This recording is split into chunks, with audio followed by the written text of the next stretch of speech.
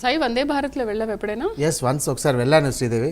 చాలా బాగుంది, చాలా చాలా సేఫ్ గా. అండ్ మనం చేరాలనుకుంటున్న గమ్యానికి కూడా చాలా ఈజీగా త్వరగా చేరుతాం. ఇంకా నిజంగా చెప్పాలంటే దానికి సంబంధించిన వార్త ఏమంటున్నారు మరి చూద్దాం.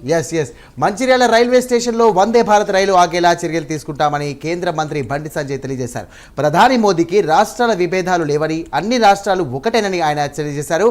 ఇక అన్ని రాష్ట్రాల అభివృద్ధికి కేంద్ర ప్రభుత్వం పాటుపడుతోందని, అందులో భాగంగానే తెలంగాణ అభివృద్ధికి 82,000 కోట్ల రూపాయలు ఖర్చు చేయడానికి సిద్ధంగా ఉందన్నారు.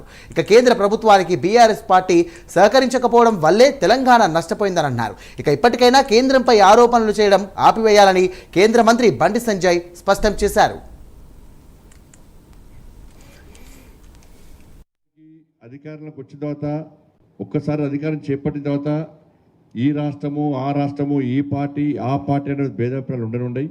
అన్ని రాష్ట్రాలు అభివృద్ధి చెందనే ఈ దేశం అభివృద్ధి చెందన కూడా విశ్వాసం నమ్మకంతో మాత్రమే నరేంద్ర మోడీ గారు అన్ని రాష్ట్రాలకు సహకరిస్తున్నారు. దానిలో భాగంగానే ఇలా తెలంగాణ రాష్ట్రానికి సహకరిస్తున్నారు. ఇప్పుడు కూడా దాదాపు 40 రైల్వే ప్రాజెక్టులు ఇవాళ పనులు నడుస్తూ ఉన్నాయి.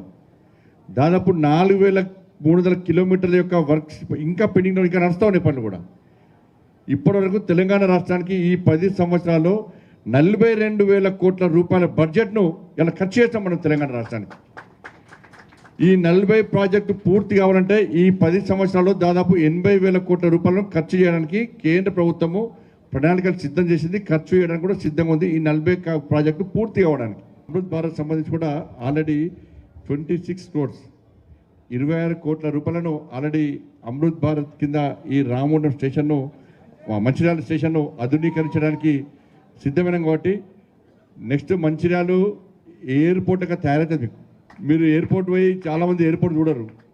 ఎయిర్పోర్ట్ ఎవరు చూడలేదో నెక్స్ట్ ఈ మంచిర్యాల స్టేషన్ను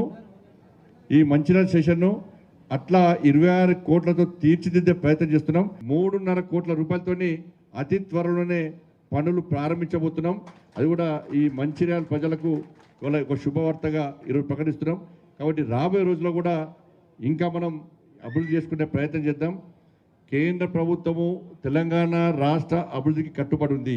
కాబట్టి గతంలో బీఆర్ఎస్ పార్టీ సహకరించకపోవడం వలన, బీఆర్ఎస్ పార్టీకి ఆలోచన లేకపోవడం వలన, బీఆర్ఎస్ పార్టీ కూడా మోడీ గారిని ప్రతిసారి తిట్టి కేంద్ర ప్రభుత్వాన్ని విమర్శించి కేవలం విమర్శలకే పరిమితం కావడం వలన తెలంగాణ రాష్ట్రం ఎంత నష్టపోయిందో తెలంగాణ సమాజం ఆలోచించే బీఆర్ఎస్ పార్టీకి గుణపాఠం చెప్పింది. మాకు అభివృద్ధి కావాలని చెప్పండి.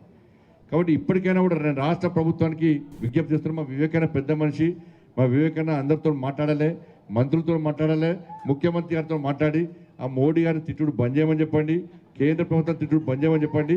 నేను వివేకైనాకు బీజేపీ తెలుసు.